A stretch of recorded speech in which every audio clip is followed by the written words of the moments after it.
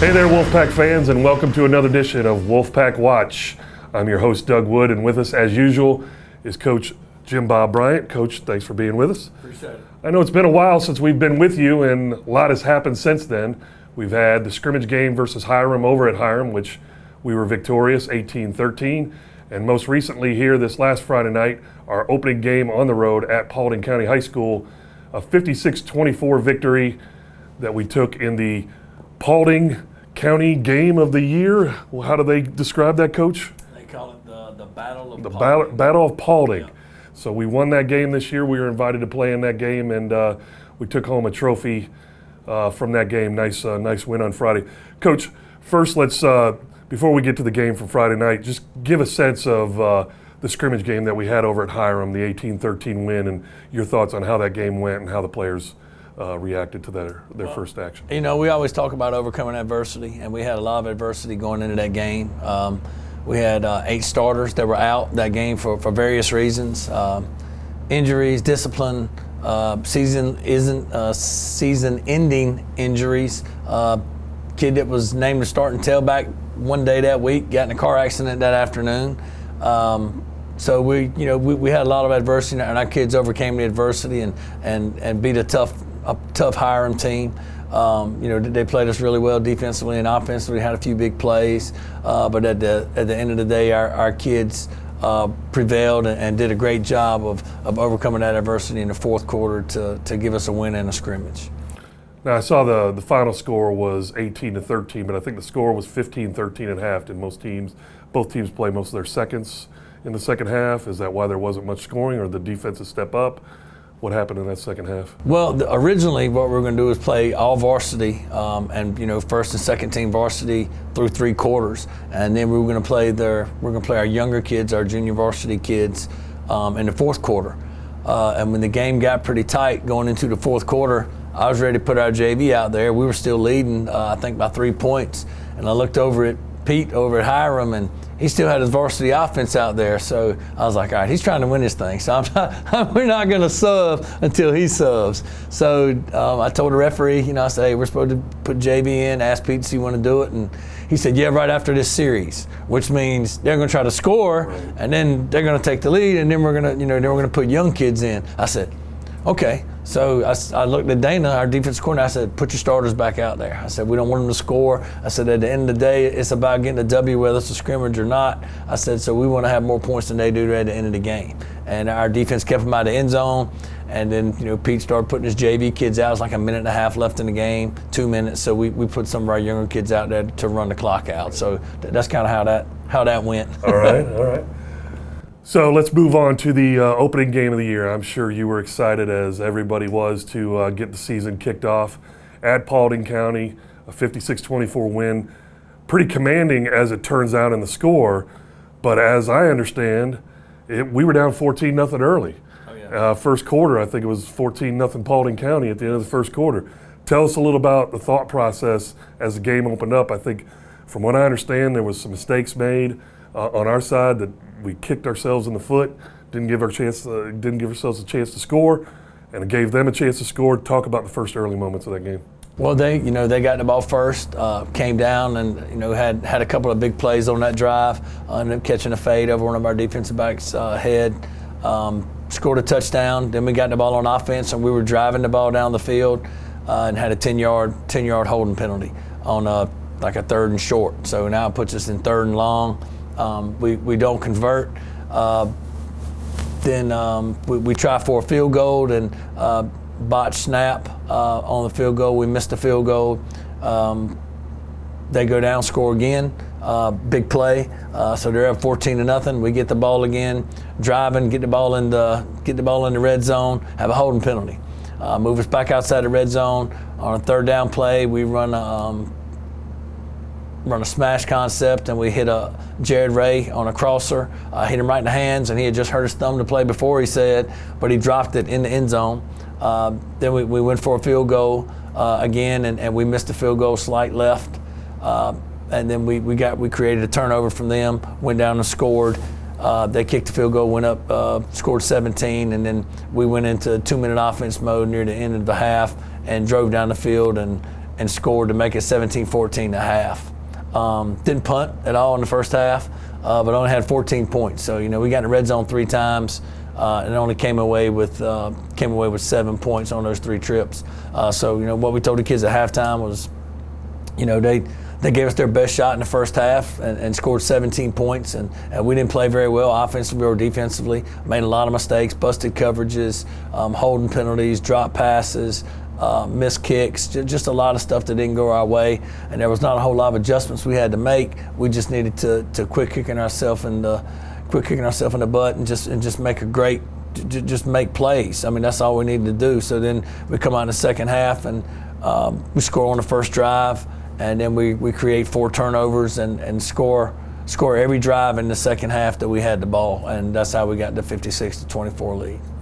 The 42 points in the second half, it looks like maybe the kids finally settled down a little bit, finally decided that they were going to take this to the opponent and take them down. 42 points, I know one of them was a defensive touchdown, but the offense was moving the ball up and down the field all over the place.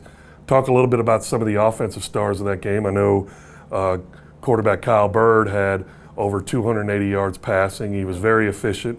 He had some running yards as well. You had LaQuinta Carter with several rushing yards and then a touchdown.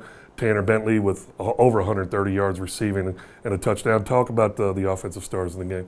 Well, it all starts up front with our offensive line, and our offensive line had a rough go of it against Hiram. Our offensive line coaches, Dave Hines and Luke Hayes, do a great job getting those guys prepared every Friday night. They graded them after the Hiram game, and we pretty much held their feet to the fire all week at practice.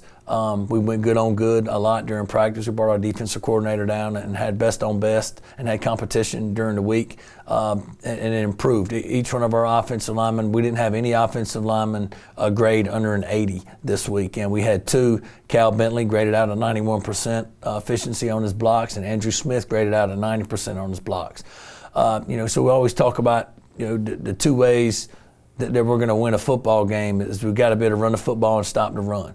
And I told them that if we run for 200 yards every Friday night, then we'll win most Friday nights. And we ran for 230 yards, so I owed the offensive line a steak dinner. That's going to be coming this week.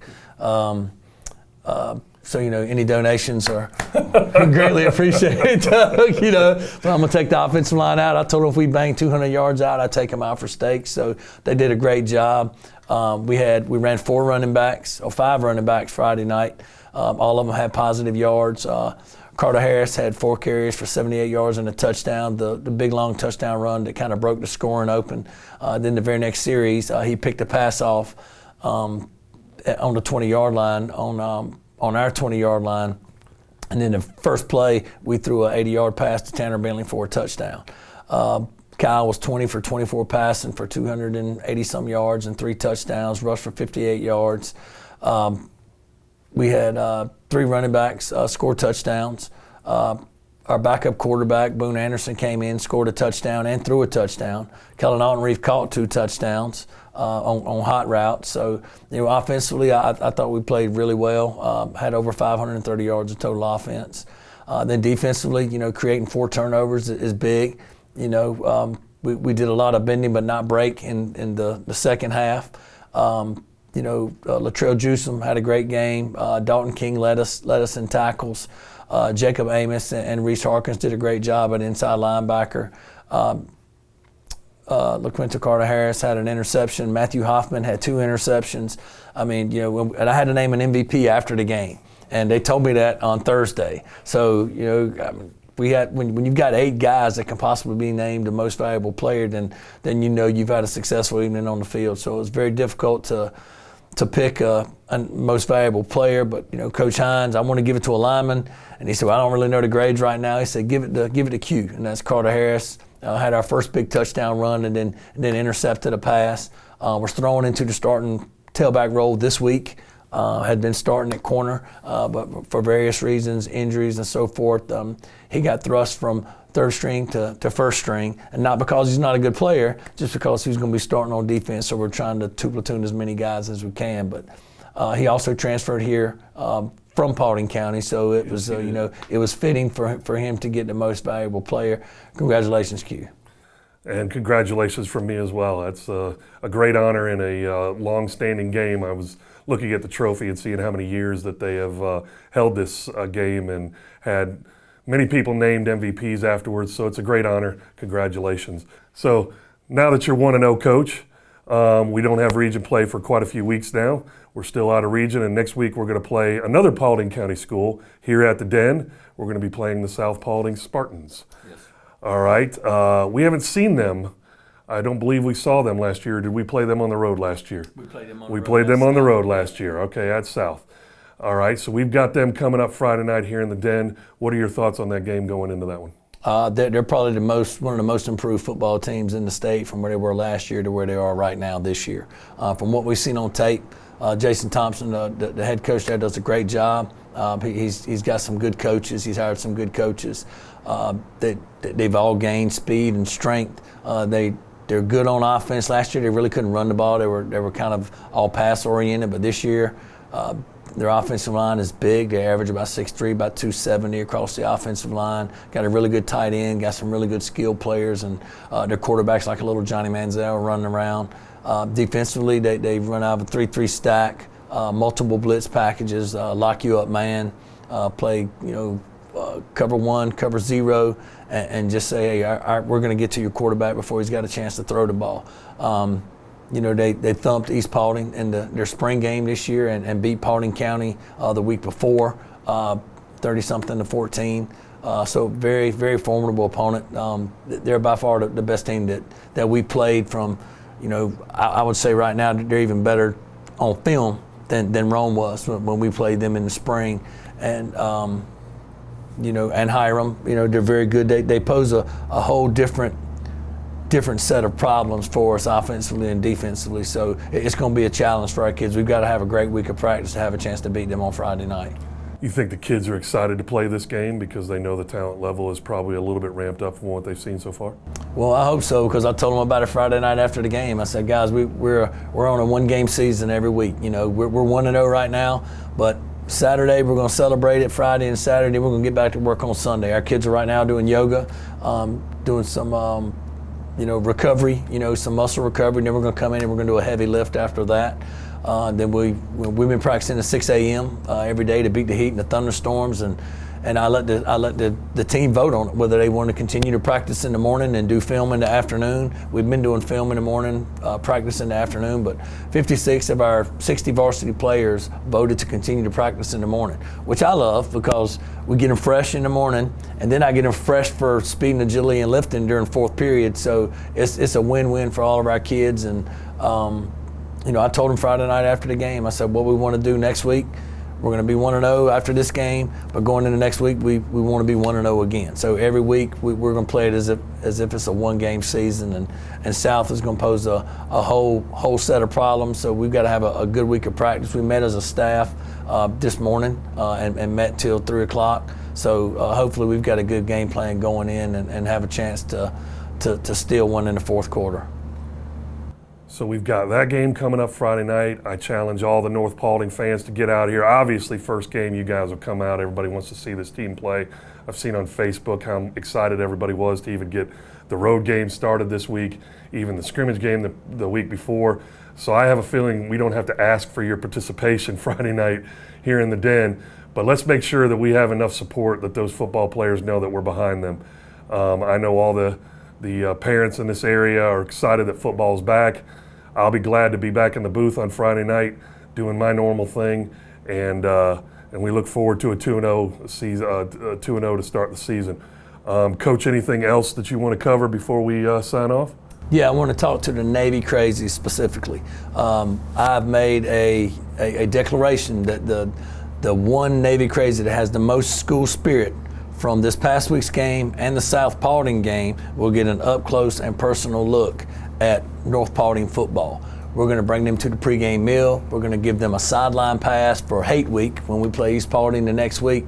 So I'm going to let the players vote on who they think had the most school spirit from this past week to this week's game, and we're going to allow them to be taking an up-close and personal look at Wolfpack football and come to the pregame meal with us, come to the locker room, be in the meetings when I'm meeting with the players at pregame and halftime, and be on the sideline with us during the game. As long as they're not like radio and yelling reverse, reverse, reverse, then we're going to be okay. Then I'm going to have to get them off the sideline. But that's what we're going to do to try to amp up our student section a little bit more. There's really no need to amp them up because they're always fired up, ready to go.